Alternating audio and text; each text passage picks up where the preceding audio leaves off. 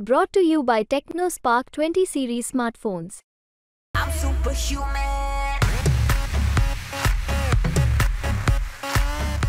भाजपनं लोकसभा उमेदवारांची आपली महाराष्ट्रातील पहिली यादी जाहीर केली आणि पंकजा मुंडेंना बीडमधून उमेदवारी देत सगळ्यांनाच आश्चर्याचा धक्का दिला।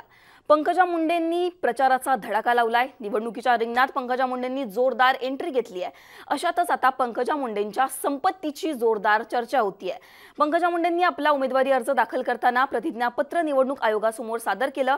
यामध्ये त्यांनी आपल्या संपत्तीविषयीची माहिती नमूद केली आहे। पंकजा मुंडेंची एकूण संपत्ती किती आहे, त्यांच्यावर किती कोटींचं कर्ज आहे, पंकजा मुंडे या एकूण किती कोटींच्या मालक आहेत हेच पाहणार आहोत आजच्या व्हिडिओमध्ये।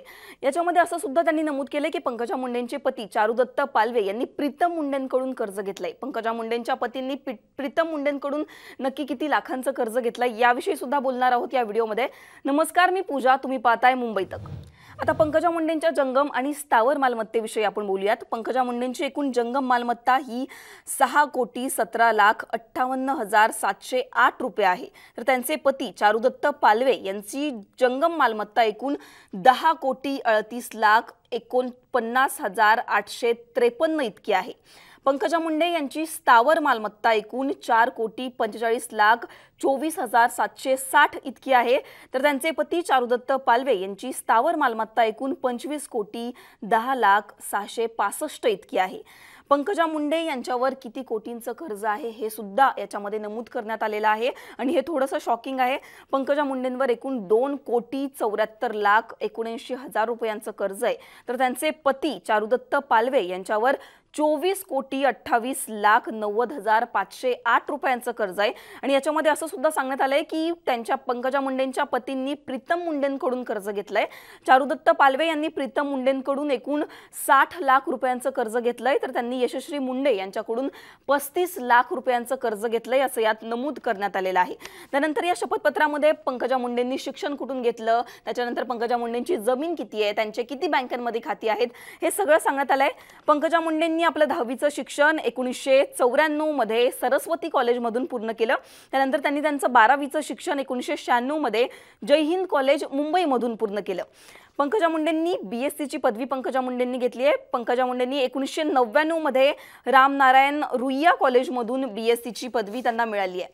त्यानंतर पंकजा मुंडेंचे 12 पेक्षा जास्त बँकांमध्ये अकाउंट्स आहेत। त्यांचे वेगवेगळे बॉन्ड्स आणि शेअर या बँकांमध्ये त्यांचे आहेत। पंकजा मुंडेंकडे एकही वाहन नाहीये असं या प्रतिज्ञापत्रामध्ये सांगण्यात आलेलं आहे। त्यानंतर पंकजा मुंडेंच्या पतीकडे म्हणजे चारुदत्त पालवे यांच्याकडे एक BMW आहे, त्यानंतर महिंद्रा स्कॉर्पिओ आहे असं यात नमूद करण्यात आलेलं आहे। पंकजा मुंडेंनी आपल्याकडे असलेल्या सोनं आणि चांदीबद्दल सुद्धा या प्रतिज्ञापत्रामध्ये माहिती दिलेली आहे।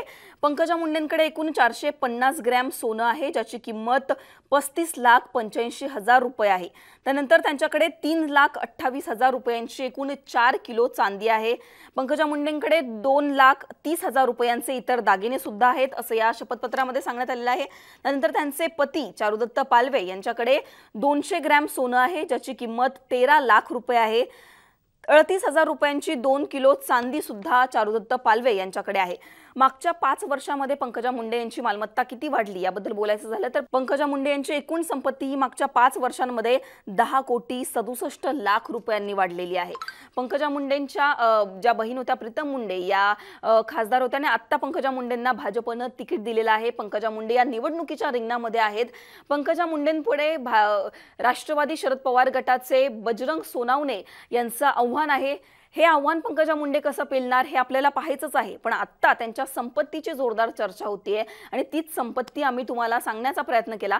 तुम्हाला पंकजा मुंडेंच्या संपत्तीबद्दल काय वाटतं हे आम्हाला कमेंट सेक्शनमध्ये नक्की कळवा। हा व्हिडिओ तुम्हाला आवडला असेल तर याला लाईक करा, शेअर करा आणि मुंबई तकला तुम्ही जर सबस्क्राइब केलं नसेल तर सबस्क्राइब करायला विसरू नका। धन्यवाद।